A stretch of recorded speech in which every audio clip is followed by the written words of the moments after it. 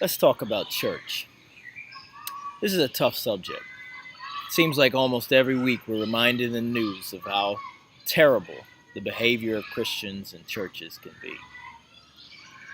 Perhaps no argument against the existence of God and truth and Christianity has cast more doubt into the hearts of men than the behavior of supposed Christians in churches. As someone said, the main argument against the truth of Christianity is Christians. And many of you may be questioning right now, if Jesus really is so great, if he really is so terrific, then why is the behavior of his people so often so horrific? In fact, because of the corruption we see in Christianity, many of you may be thinking, talk to me about Jesus, talk to me about the Bible, but don't talk to me about church. And to you, I want to say a couple of things. One, it's important that you don't put your trust in the church.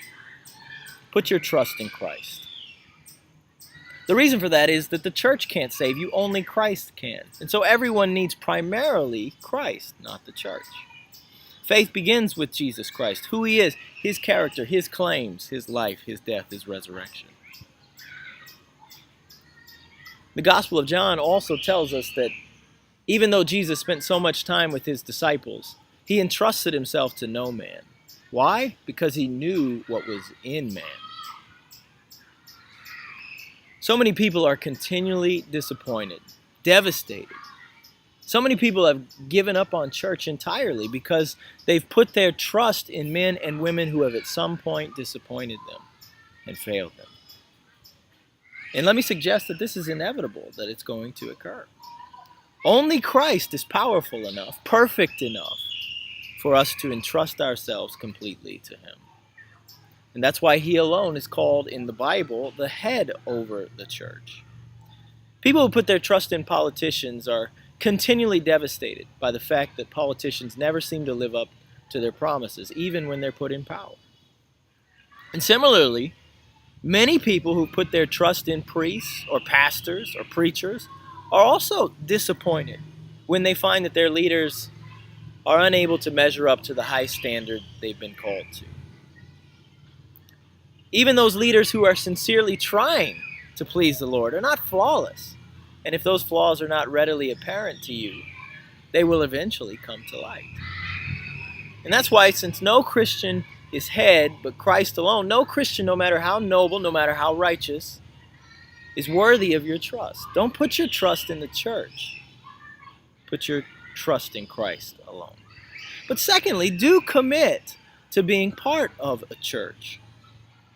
In fact, you can't come to Jesus without the church. If you want to commit yourself to Christ, you need to see what he's calling you into.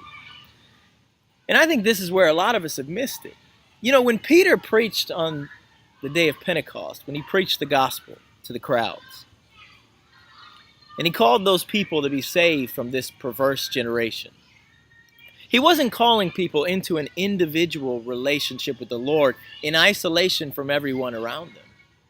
He was calling them into a new holy community, into God's own people, his own dwelling place, his temple.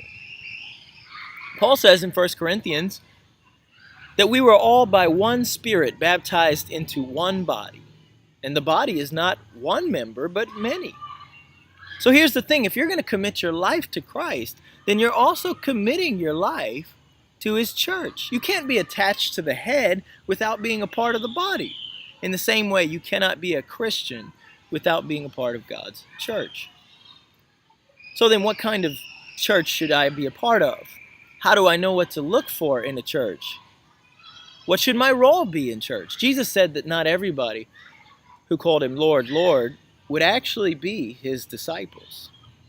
That is to say, to Jesus, not all Christians are really Christians, and not all churches are really his church. So what should we do about church? How do we figure this out?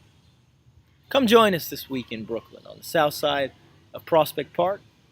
We're going to be discussing these questions together. Let's talk about church.